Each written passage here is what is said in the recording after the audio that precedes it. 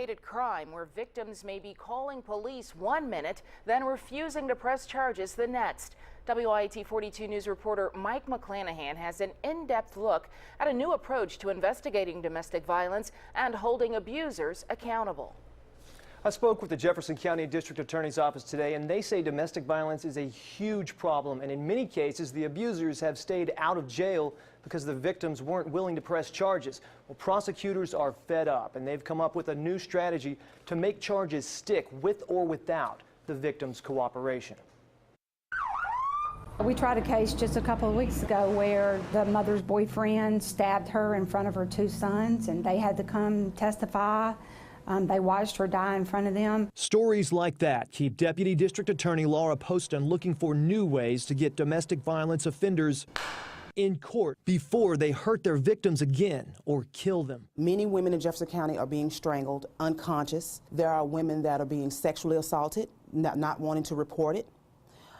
They're being physically thrown out of their house, hair pulled, being spit on by their significant other.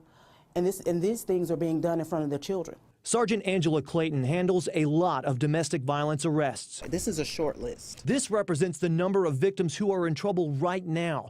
Clayton's team does everything possible to convince victims to leave abusive relationships and head to an emergency shelter. You have to catch that victim before what we call the honeymoon phase sets in, where he's sorry, he won't do it again. But as soon as that phase is over with, the cycle starts all over again. And when it does, the victim may be afraid to testify, but that doesn't mean the charges go away. We get the 911 calls that can be placed into evidence without the victim being in court. We talk to the patrol officer and see if the victim made an excited utterance, which is a hearsay exception. We get medical records on all of these cases. If the victim went to the hospital, pictures taken by the police, anything we can do to try the case, regardless of the victim showing up for court or not.